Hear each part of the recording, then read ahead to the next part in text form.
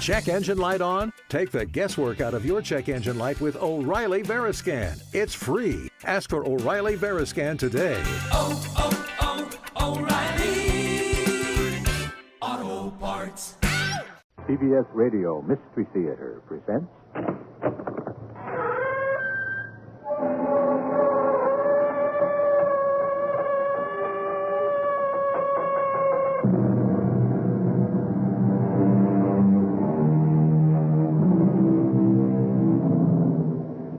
Come in. Welcome. I'm E.G. Marshall. It's no secret that compulsive gamblers are every bit as sick as alcoholics or drug addicts. Gambling is a fever that consumes them as surely as whiskey or heroin. However, even the most habitual and devoted of gamblers might well hesitate when the gamble literally means his life or death. Come on, man. Choose. I'm giving you more of a chance than you gave Lucy. Now, you've got a 50-50 chance. Now, one capsule is harmless, on my word of honor. The other means death. Now, I'm giving you a choice. First chance. You might even have the pleasure of watching me die.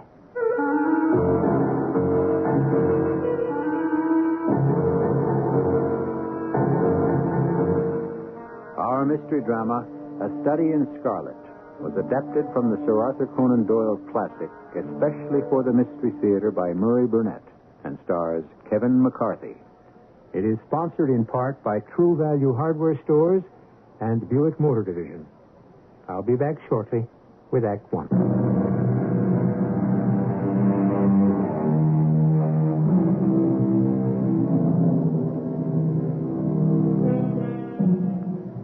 Word association games provide amusement for many people.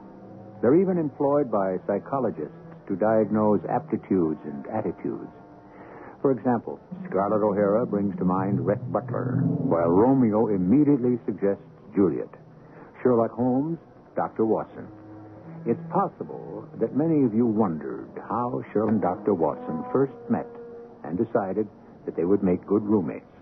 Well, Doctor, you've seen the flat, and I am Sherlock Holmes.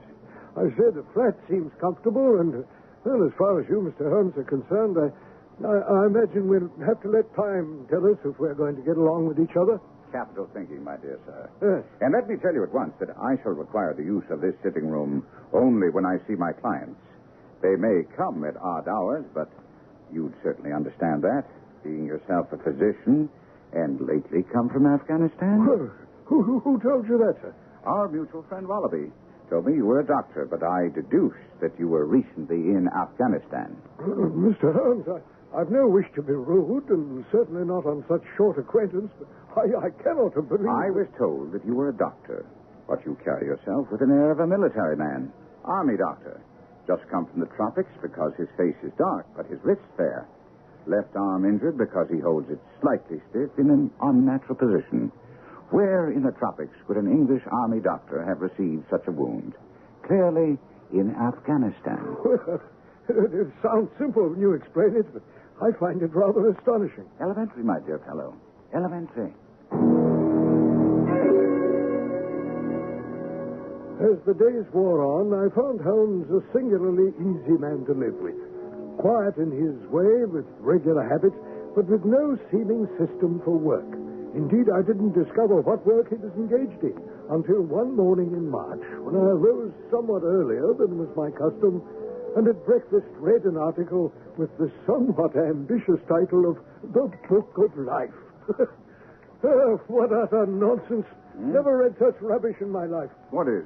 This article evidently written by some armchair lounger who solves riddles by sitting safely in his own study.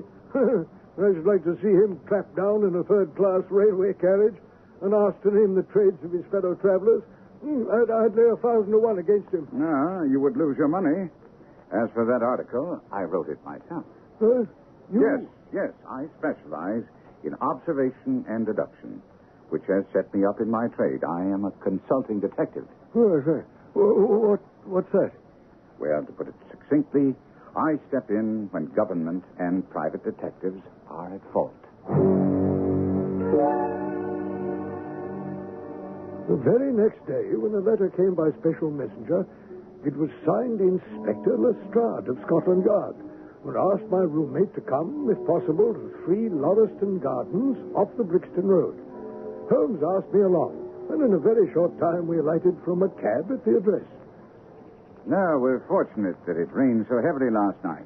But come along. I see Lestrade waiting at the door. It's nice of you to come right along, Mr. Holmes, but who is... This is my friend and colleague, Dr. Watson. If you don't object... Oh, any friend of yours is always welcome. Thank you. Now, come this way and I'll show you the room.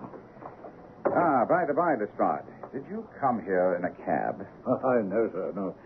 Now, as you can see, this house was to let. All the other rooms were locked, and here the only item of furniture is the dining room table. And that, as you can see, is occupied by the corpse. I assume you've already examined the body. Is there no wound? No wound at all, Mr. Holmes. And yet we have these great gouts and splashes of blood all over. Then the blood must belong to the murderer, if a murder has been committed. If a murder was committed, well, look at the man's face, the distortion of his limbs. Yes, horrible. Yes, Watson. I've noted all those things. But tell me, Lestrade, did you move the corpse at all? Oh, no more than was necessary for the purposes of examination. Well, then you can have the body taken to the mortuary. There's nothing more to be learned from it. Right. All right, you two. You can take the body out. I say, look at that. There's been a woman there. That's a woman's wedding ring which just fell from the body. As if this wasn't already complicated enough. What did you find in the pockets? Oh, a gold watch, gold pin with a strange device, looks like some kind of a cube, a Russian leather card case, card printed reading Enoch J. Drebber of Cleveland, 2 letters to one E. J. Drebber and one to Joseph Stangerson. Address? American Exchange, Strand. They refer to steamship sailings. Yes, it's clear that this unfortunate man was about to return to New York. And this other man, Stangerson, have you made any inquiries about him? Oh, of course, Mr. Holmes, but you haven't seen yet what I consider is crucial. Now, it's over here in the corner, against the wall. And you can't see it unless you strike a match. In the particular corner, illuminated by the flaring match, part of the wallpaper had been peeled away, and there, scrawled in blood-red letters, was a single word, R-A-C-H-E, Rush. Mr. Holmes, what do you think of that? Fascinating discovery. I've not had time to examine this room yet, but with your permission, I'll do so now. Would it disturb you if I were to reconstruct how the word came to be there and what it means? Oh, by no means. I'd be interested to hear your theory, Lestrade. Well, first, why was this corner chosen to write upon? Because, Mr. Holmes, if you'll observe that candle on the mantelpiece... I see it. Now, that must have been lit at the time, and that made this corner the brightest spot in the room. Excellent, Lestrade. I congratulate you. And the murderer wrote with his or her own blood. Now, you see this smear where it has trickled down the wall? My dear Lestrade, you're outdoing yourself. I agree. Well, that disposes of the idea of suicide, right? Absolutely. It was murder. But now that you've found the writing and done so brilliantly, what do you construe it to mean? Well, simply that the dead man was going to write the female name, Rachel, but was interrupted before he or she had time to finish. Oh, you mark my words, Mr. Holmes. When this case comes to be cleared up, we'll find out that a woman named Rachel had something to do with it. Interesting and partially accurate. First, you're correct. It was murder. Secondly, the murderer was a man. He's more than 6 feet tall, in the prime of life, and he has small feet for a man of his height. He wore coarse, square-toed boots and smoked a Trichinopoly cigar. One moment, sir. I can't get it all down. It's too fast. Oh, yes. He came here with his victim in a 4-wheeled cab, which was drawn by a horse with 3 old shoes and 1 new one on his off foreleg. In all probability, the murderer has a florid complexion, and the fingernails of his right hand were remarkably long. Now, these few indications may be of some assistance to you? Oh, yes, of course. I must thank you, but Mr. Holmes, if the man was murdered, how was it done? Poison? But how? I mean, did he... One other thing, Lestrade. Rache is the German word for revenge. So don't waste any time looking for a woman named Rochelle.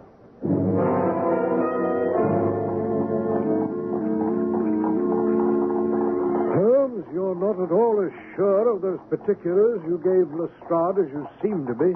Well, there is no room for error. If you take the trouble to observe, you'd reach the same conclusions. On arriving, I saw the cab had made 2 ruts with its wheels close to the curb. Yeah. You know about last night's rain? There were also marks of the horse's hooves. Plain for all to see. Oh, yes. Lestrade said that he had not come by cab, so it must have brought those 2 individuals to the house. Well, that seems simple enough, but the description of the man, his height... My dear doctor, when a man writes on a wall, he doesn't lean down or reach up. He writes at eye level. Oh, yes. Now that writing was over 6 feet from the ground. Child's play, doctor. I must confess you make it seem that way, but his age... Well, if a man can stride 4.5 feet without the smallest effort, he can't be approaching senility. That was the breadth of a puddle in the garden walk that Square Toes had hopped over. Patent leather black boots had gone round. But Holmes, that would mean that these 2... Came in the same cab. Right. Were as friendly as possible until they got inside the house. Well, I still can't understand about the fingernails and the cigar. The writing on the wall was done by a man's fingernail, dipped in blood. Oh, I see. The wall plaster was slightly scratched, which wouldn't have been the case if the man's nails had been trimmed. And as for the cigar, I've made a special study of cigar ashes, written a monograph on the subject. And the ash that I picked up from the floor could only have come from a Trichinopoly cigar.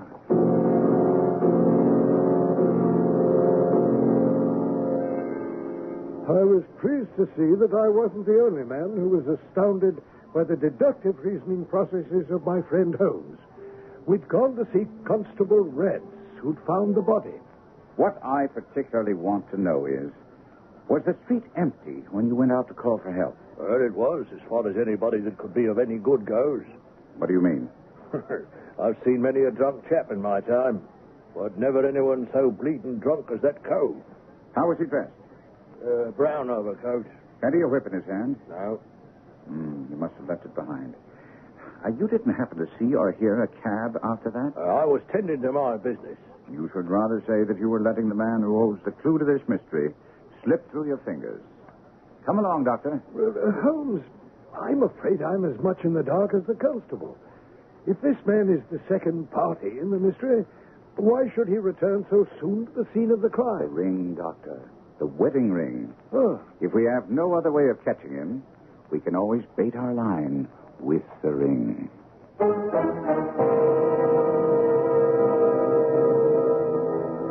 Some 2 centuries before, Hamlet had cried, "The play's the thing wherein I'll catch the conscience of the king." Now, Sherlock Holmes has informed Dr. Watson that the ring will catch the man who scrawled the German word Rache in blood across the wall of the murder room. Act 2 will tell us whether he's right.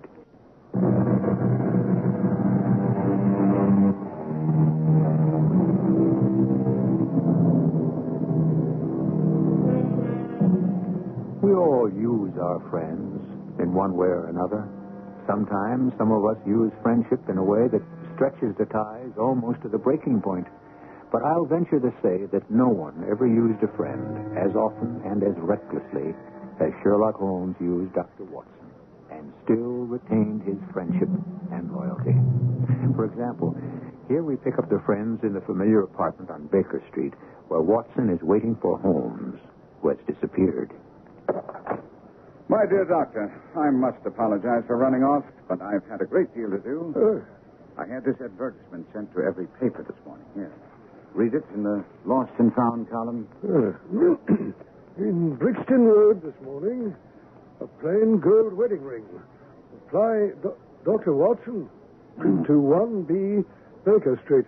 between 8 and 9 this evening, was it? Excuse me, my using your name, but I fear that some of these dunderheads might recognize mine. Oh, that's quite all right. But what if someone applies? I had no ring. Oh, yes, you have.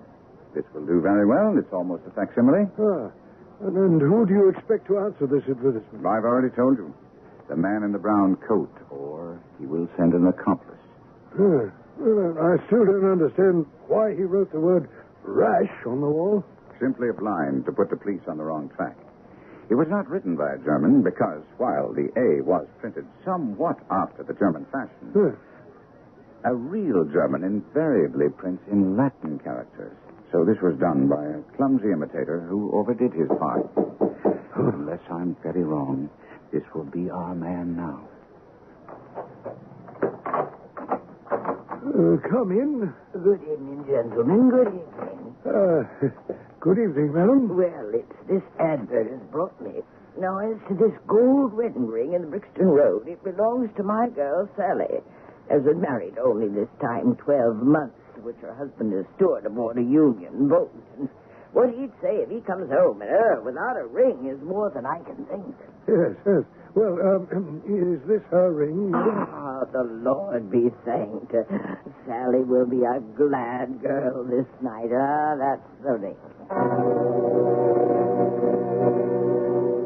Where are you going, Holmes? I must follow her. She's obviously an accomplice. No, Watson, she'll lead me to the man I want. Well, after Holmes left, I had no other callers, and I sat puffing at my pipe while 10 and then 11 o'clock passed with no word from him. It was close upon midnight when I heard his latchkey. Well, Holmes, how did it go? Doctor, you must promise me not to tell this to Lestrade because he'd never let me forget it. What is it? What did she do? I ran out after her and had no trouble keeping up, as she'd gone only a little way before she began to limp and show every sign of exhaustion. Presently, she came to a halt and hailed a four-wheeler which was passing, and she clambered in, and I managed to perch myself behind. And I heard her sing out 13 Duncan Street, Houndsditch. Away we rattled. And just before the driver pulled up there, I hopped off and began lounging about down the street. I say. Well, I shall never forget that cab driver's face as he opened the door and waited expectantly, waited for the passenger who never came out. Well, you don't mean to say that tottering, feeble old woman was able to get out of the cab while it was in motion without either you or... Old woman be damned. We were the old women to be taken in by that disguise. What? It was a young man, and he must have been an incomparable actor. And now we must look elsewhere to find our man and our answer.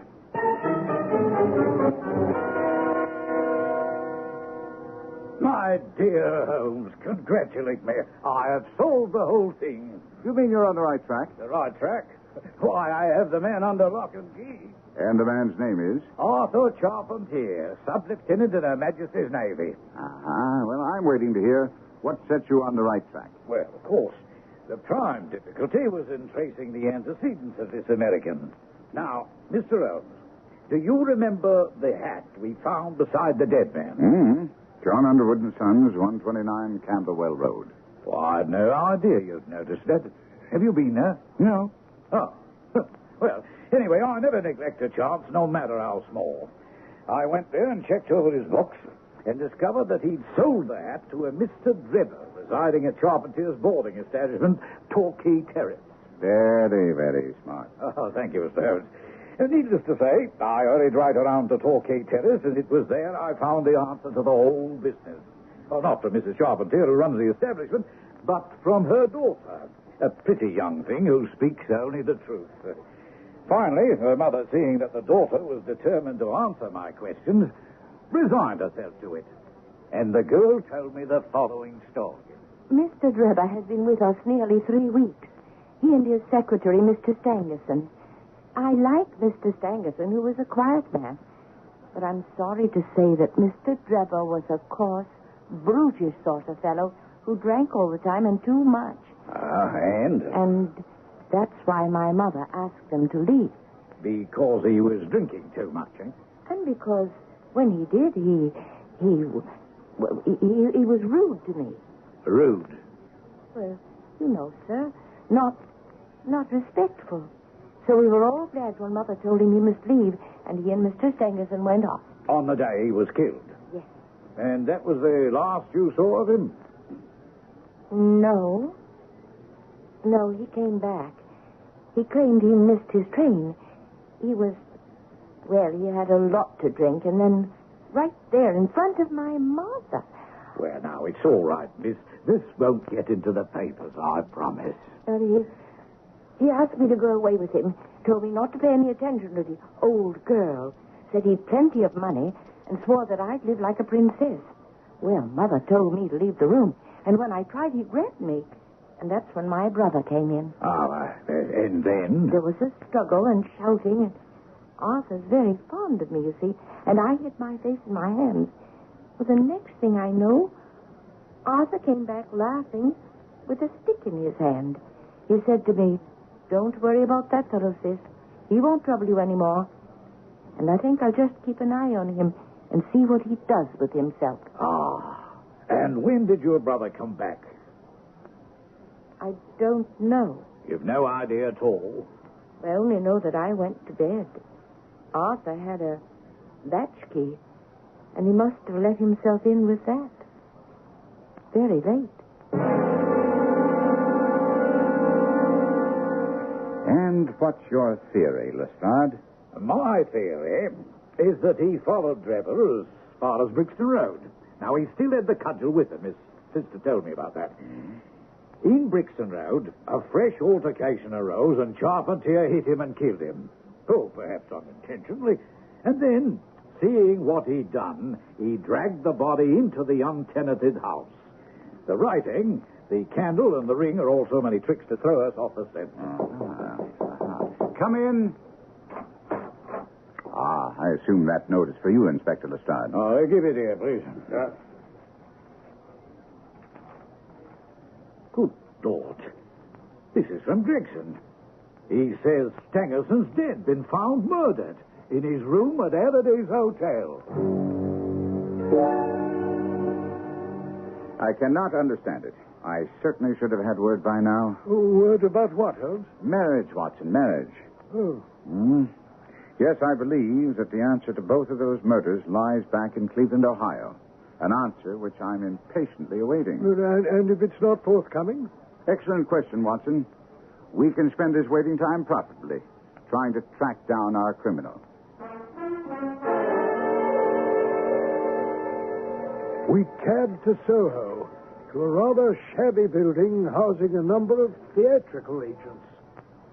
Watson, well, I've just seen Jack Lysander, a theatrical agent friend of mine, and I've asked him if he knew of any young actors who specialized in character parts, particularly old ladies. From the look in your eyes, I deduce that he did, eh? Capital, Watson.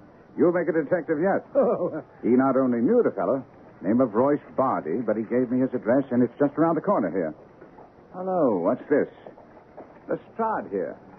Well, it beats me, Mr. Holmes, how you do it, but you turn up almost as quickly as we do. Well, how did you get the news? Believe me, Lestrade, I don't know what you're talking about. I've just come along with Dr. Watson to see an actor by the name of Royce Bardi. Well, that's exactly what I mean. I've just come from Mr. Bardi's flat. We were called when the landlady went in and found out he's disappeared. And she also found a word scrawled on the wall. And the word was Roche. Now, don't tell me you hadn't heard. My word of honor, Lestrade. But I do think that we ought to go into that pub over there and put our heads together over this latest development.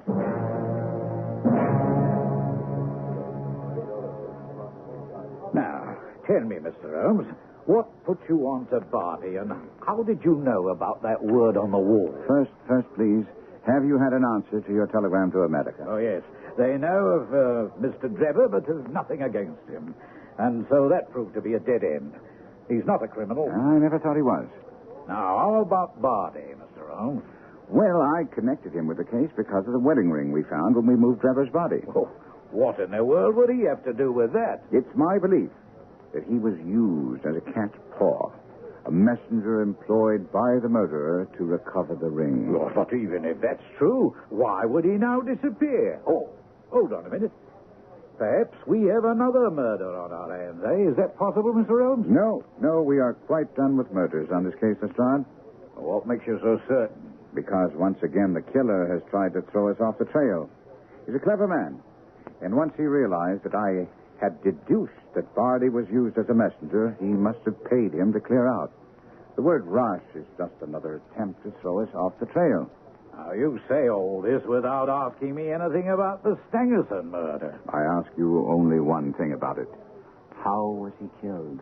With a dagger. Well, that's a bit of a blow. And I hope this won't be another. What do you think was written on the wall? Written in blood, above the bed of the murdered man. The word rush, of course. But I still need one more thing before my case is complete.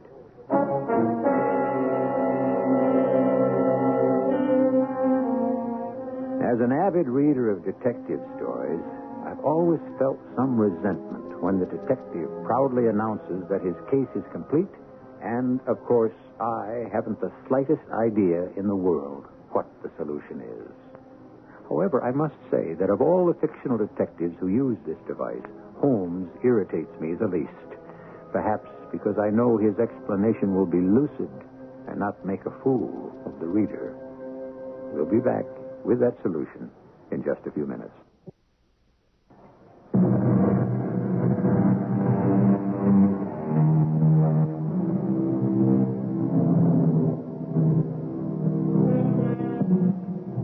The pen is mightier than the sword.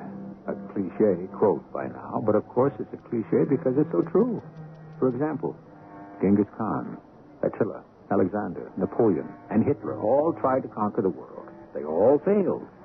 Whereas there's no country in our world where Sherlock Holmes and Dr. Watson are unknown. The words from the pen of Sir Arthur Conan Doyle have been translated in every language spoken today.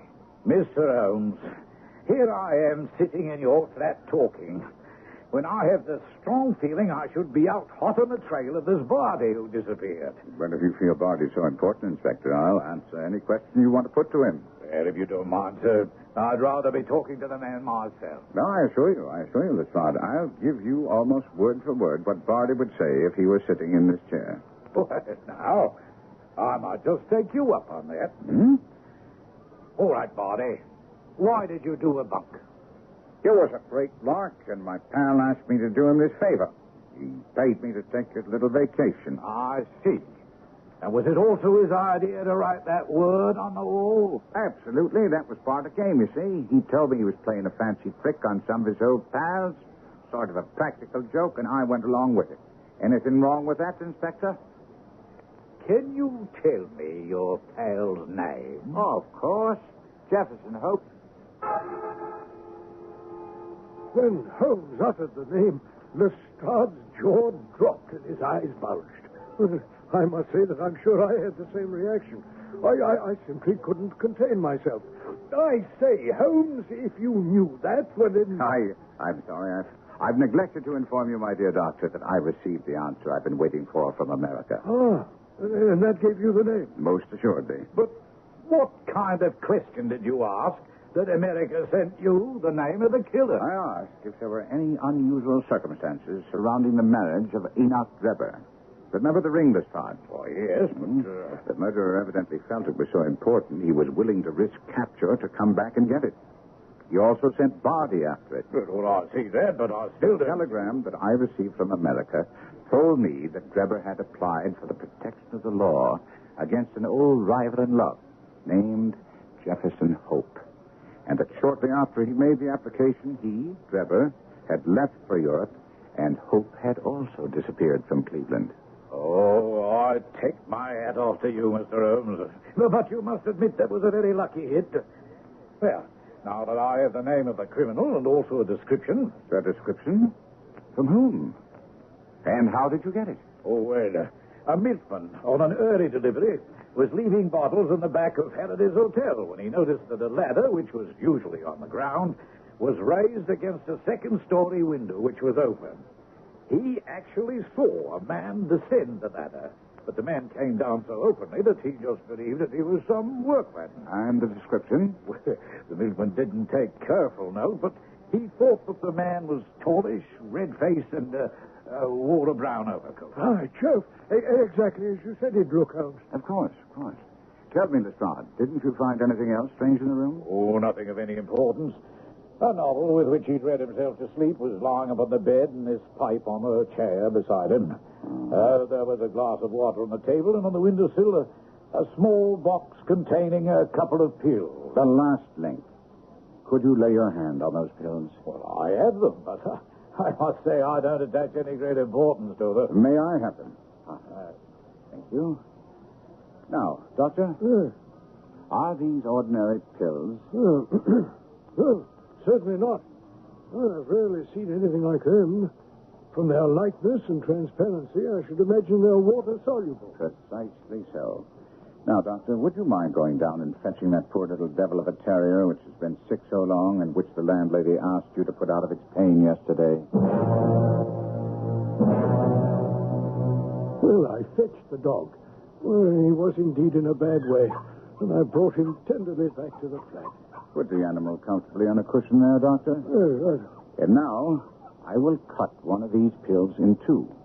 One half we will save, and the other I'll place in this wine glass, which has a teaspoonful of water at the bottom.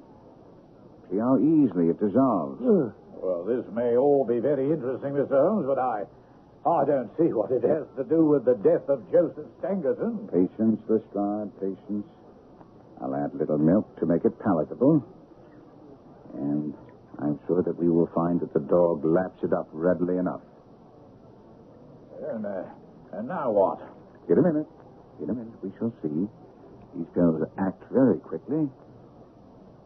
Oh, they do? Not from what I can see. That can't be a coincidence. These very pills which I suspect killed Weber are found after the death of Stangerson, and yet they're inert. Of course. Now I have it. Doctor, give me the other pill. When I handed him the pill, he quickly cut it in two, added milk after the pill dissolved, and presented it to the terrier. Oh, the dog's tongue seemed hardly to have been moistened in it before he gave a convulsive shiver and lay rigid and lifeless, out of its suffering. All right, Mr. Holmes. You've been proved right again. But I still don't see how this will bring me any closer to this Jefferson Hope. Thanks to you, I have a name and a description. So if I could get cracking on this now, it shouldn't be too long before you hear that I have the fellow in custody. Good luck, Inspector. But I wonder if you'd humor me by lending me your handcuffs. You never know but what I might run across this Jefferson Hope before you do. Well, I've learned not to argue with you, Mr. Holmes. Here they are. Thank you. And please don't forget to return them if you don't use them. Lestrade bustled off. I wondered why on earth Holmes had borrowed a pair of handcuffs. My curiosity could no longer be restrained when Holmes came into the living room carrying a pair of boxes and a small portmanteau. Well, surely, Holmes, you're not thinking of taking a trip at this time? No, I've always found it well to be prepared for anything at a moment's notice. That might be the man I'm expecting now. Come in. I didn't know you were expecting anyone. Your cab's at the door downstairs, gentlemen. Very good. Perhaps you'd be so kind as to give me a hand with these boxes. See that they're strapped up securely? Oh, yes, of course, sir. Here, let me give you a hand. Damnation. What devil's trick is Help, Watson. Watson, he has the strength of an ox. Hang on to his arms, Holmes. Well, Doctor, allow me to introduce you to Mr. Jefferson Hope, the murderer of Enoch Drebber and Joseph Stangerson. If you gents are reckoning on taking me to the police station, you're welcome to use my cab. That's a very generous offer. On the other hand, I'd be happy to tell you gentlemen all about everything right here and now, because I'm never going to trial. And I must say you're an impudently cool... Oh, hell no. You got me wrong. I heard your friend here called you doctor. You a medical man? Yes, I am. Well, then you put your hands right here on my chest. That's it. Well, you have an aortic aneurysm. That's what they call it. The doctor who saw me last week told me it's bound to burst before too many days pass. What's your opinion, Watson? Is there immediate danger? Oh, my dear, there most certainly is. You're Sherlock Holmes, aren't you? Yes? Well, you kept in my trail with caution. Well, now that you know I'm a dying man, you can be sure I'm not lying when I tell you that those two men were guilty of the death of two human beings. A father and a daughter. You ever hear of the Dicers Club? Never? No surprise. It's in America. It's a club of gamblers. Trevor and Stangerson were charter members. My darling Lucy's father joined later.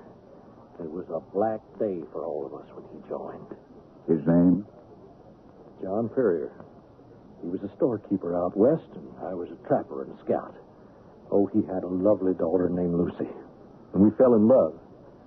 Her father approved. But by this time, he was doomed because he joined the Dicers. It was all up for him. Well, how do you mean? Well, I used to enjoy playing a hand or two of poker now and then, but I tell you, Doctor, there's some people who become crazed with the gambling fever. Oh, yes? Yes, and John Ferrier was one of them.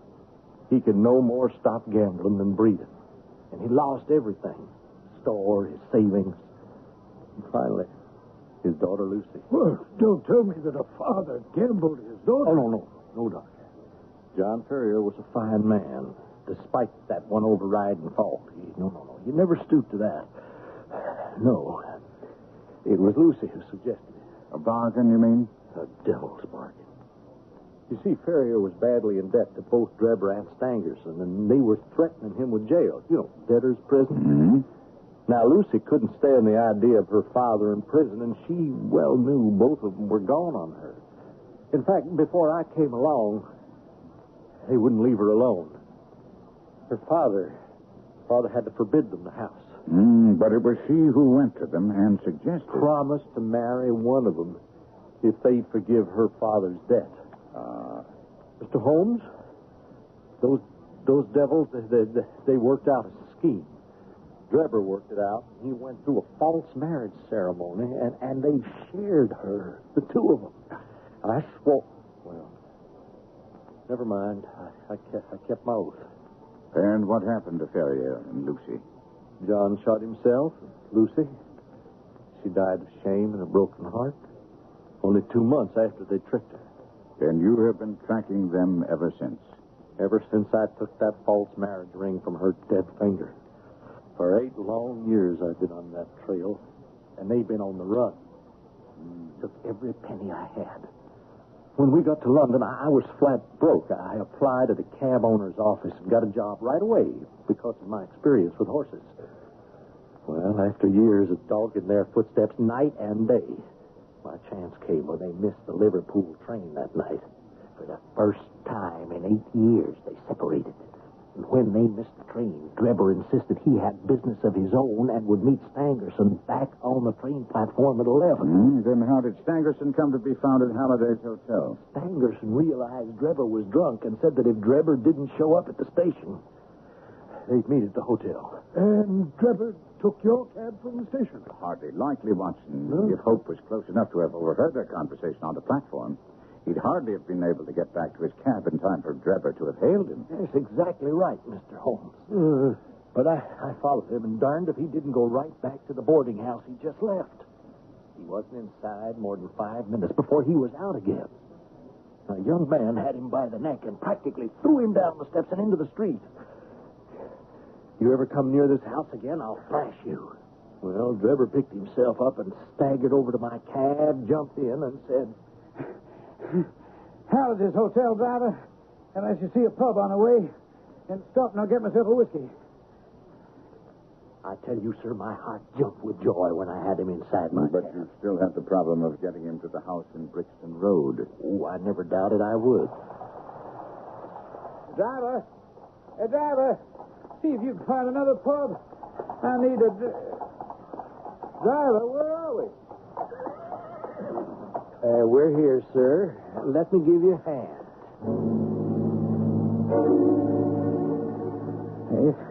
It's wet and cold. I need a drink. Damn, it is dark in here. We'll soon have a light. With this candle. There. Now, Enoch Drebber, who am I? Who? Maybe this wedding ring will help you guess. Oh, you look at it, man. Give us some hope. Now, either you or I will not see tomorrow's sun. Oh, well, would you murder me then? Hold on, please. You will select your punishment. Here are 2 pills. Now, I swear upon my poor dead darling Lucy that one of them is harmless. And one, deadly poison. No. Here's justice for you, Drebber. You're a dicer, huh? Go on, now, you choose first. Choose. And it hold? I'll slice you to bits until you beg for mercy. Now, take one of these. Go on. Choose. No, wait. All right, I'll take this. No, this one. Swallow it, man. Swallow it. No, it's good. Yeah, that's the way it was, gentlemen. The truth. I've been so excited, I first noticed the blood streaming from my nose. I wrote rash on the wall, just to throw you off. And Stangerson wouldn't gamble. Was that why he was stabbed? He wouldn't submit to God's judgment. He knew he'd lose. Ow. Excuse me, gentlemen. Dear God. His aneurysm? Yes. It burst. Well, when Lestrade arrives, he'll be deprived of his trial, but not his triumph, if you will allow him to use your notes, Doctor. Oh, well, happily, since they give you all the credit. No, I somehow don't think that that's the way it'll be reported. But that's the way both of us will gain mutual satisfaction.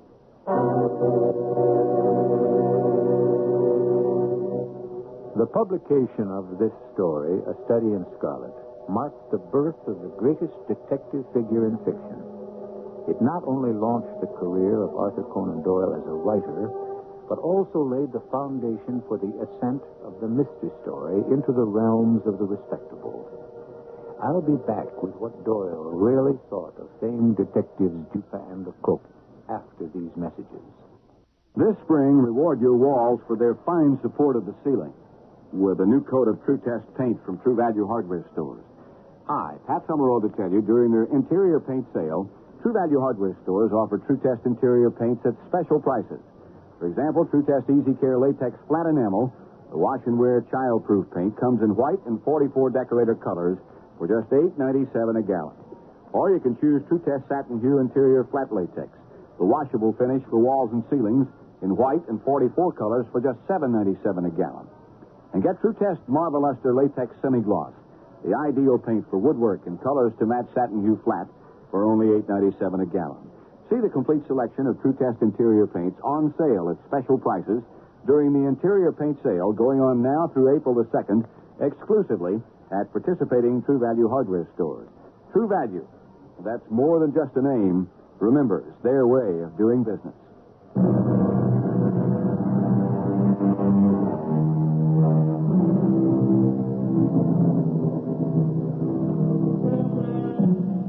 From all that has been written and said about Sir Arthur Conan Doyle, he seemed to be a likable and modest man. However, the opinions he expressed about Poe's famous detective Dupin and Gaboriau's Lecoq showed him to be not without vanity. Of Dupin, Holmes said, "Now, in my opinion, Dupin was a very inferior fellow. He had some analytical genius, no doubt, but he was by no means the phenomenon Poe appeared to imagine. He was even stronger about Lecoq, whom he termed a miserable bungler who made me positively ill." To Doyle, as to the world. There was only one Sherlock Holmes. Our cast included Kevin McCarthy, Mary Jane Higby, Court Benson, Earl Hammond, and Ian Martin. The entire production was under the direction of Hyman Brown. And now, a preview of our next tale. You have fever, Tuan. You stay quiet. Fever will burn away. I will take palm wine to men. You do not leave house, Tuan.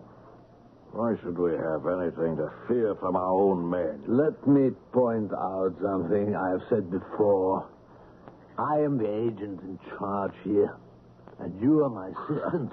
The person in charge is McCullough, don't try to deny it. You will not call me ridiculous in front of a servant. I won't stand for that kind of insubordination. If it happens once more... Yes, what will you do? I'll discharge you. You mean throw me out of our castle on stilts?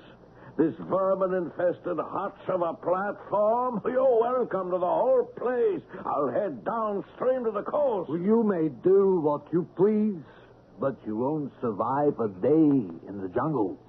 Radio Mystery Theater was sponsored in part by Buick Motor Division and True Value Hardware Stores. This is E.G. Marshall inviting you to return to our Mystery Theater for another adventure in the macabre. Until next time, pleasant dreams.